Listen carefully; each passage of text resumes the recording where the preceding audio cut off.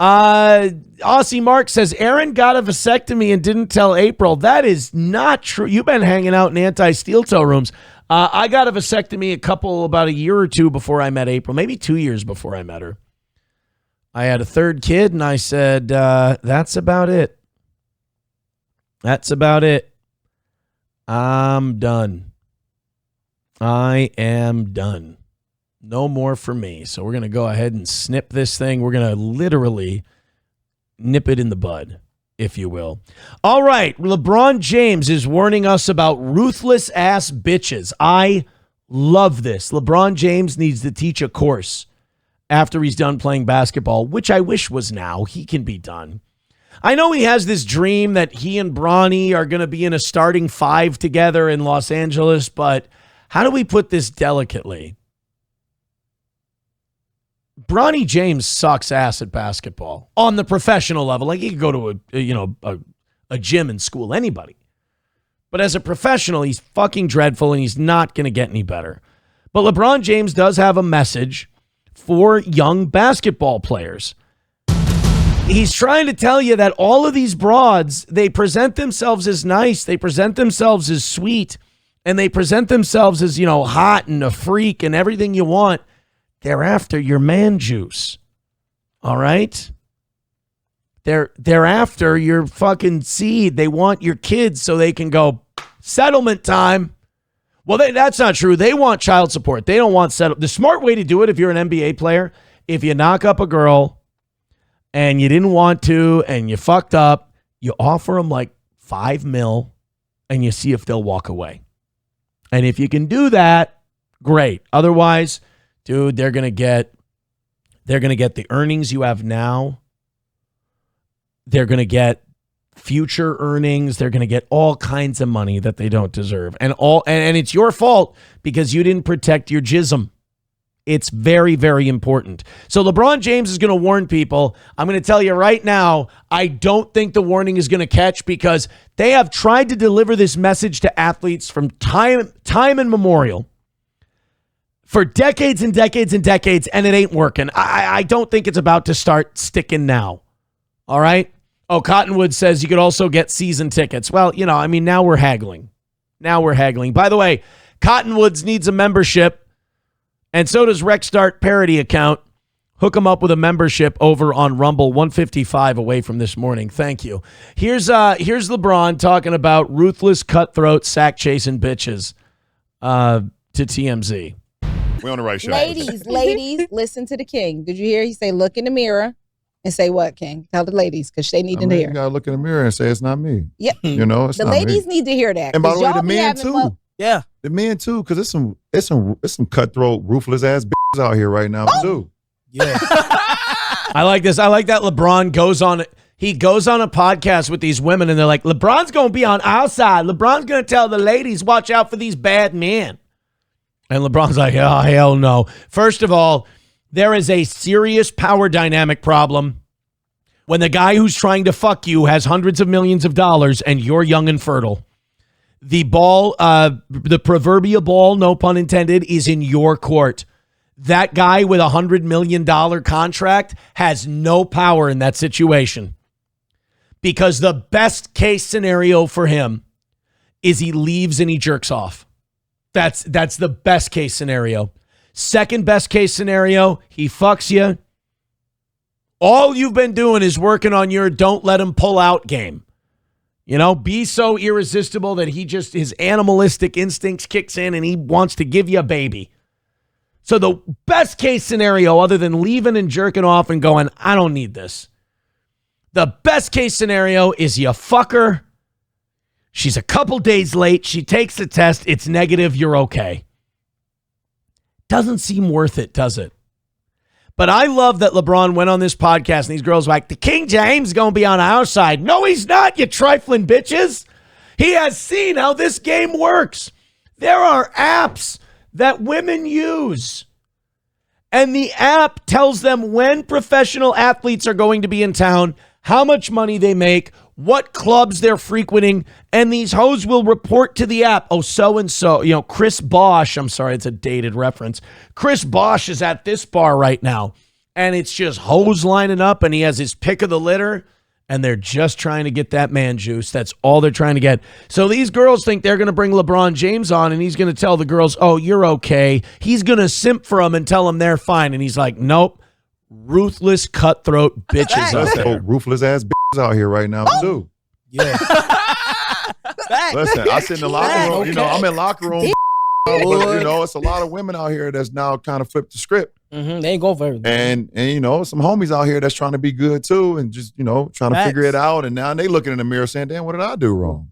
Okay. Homies, it ain't you. It ain't always you. Even if it's meant to be, it's meant to be. And if it ain't, champ, like you just gotta. I do think people need to hear that because I think so much of dating and being in relationships is so transactional now. We have to stop listening to people like this about relationships.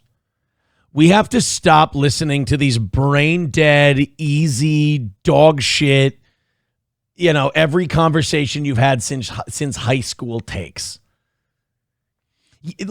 Anytime someone starts talking about relationships like they just discovered electricity, stop listening to them.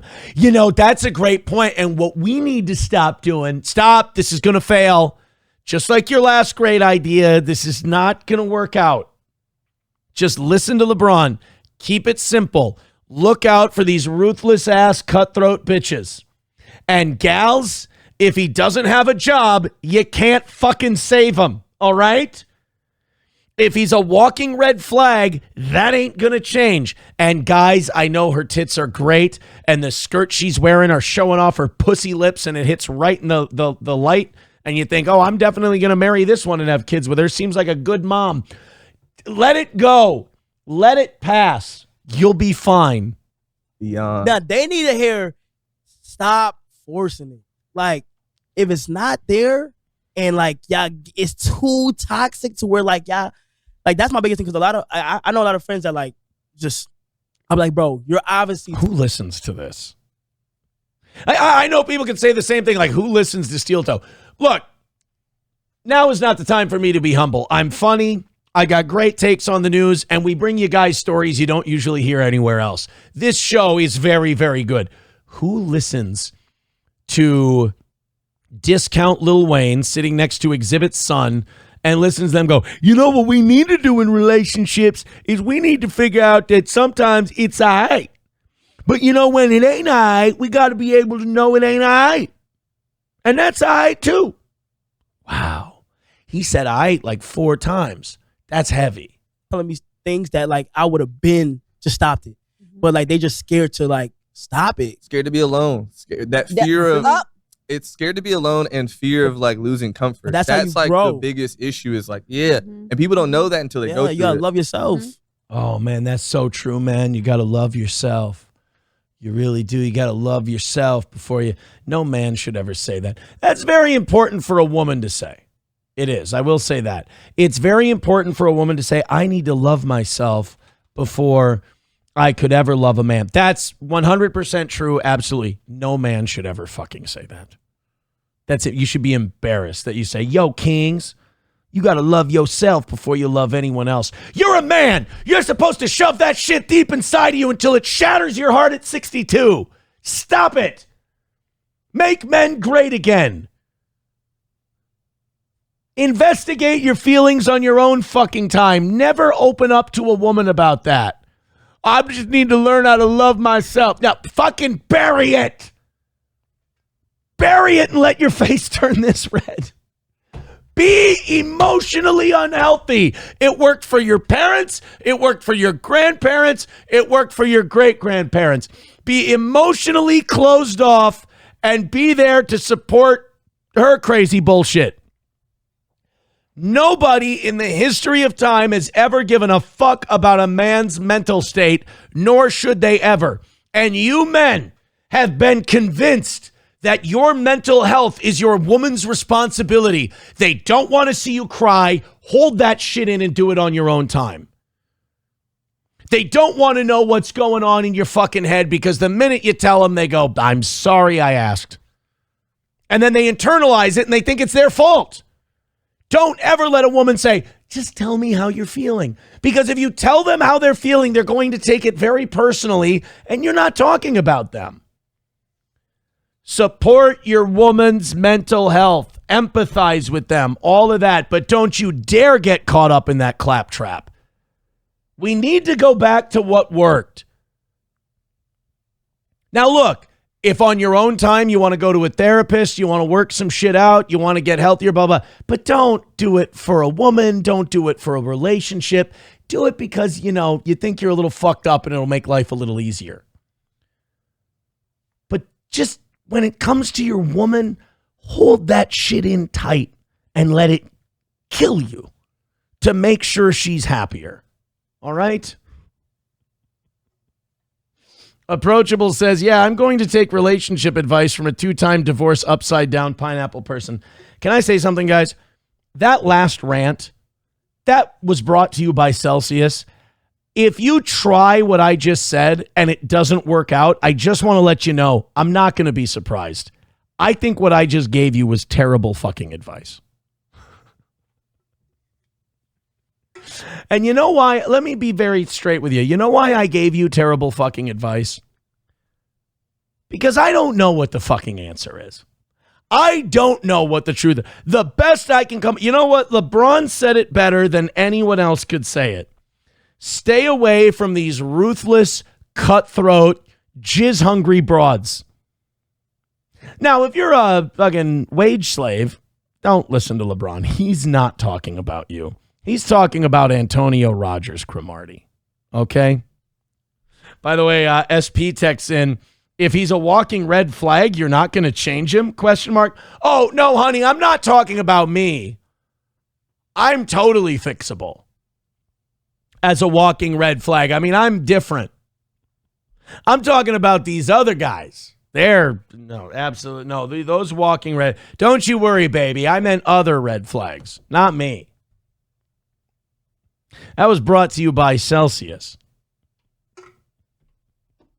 Aussie Mark says the answer is just don't be a fucking simp, Aaron, but you cannot help yourself. You were born a simp. Who am I simping for? Other than LeBron. Because again, I think LeBron really nailed it on that one.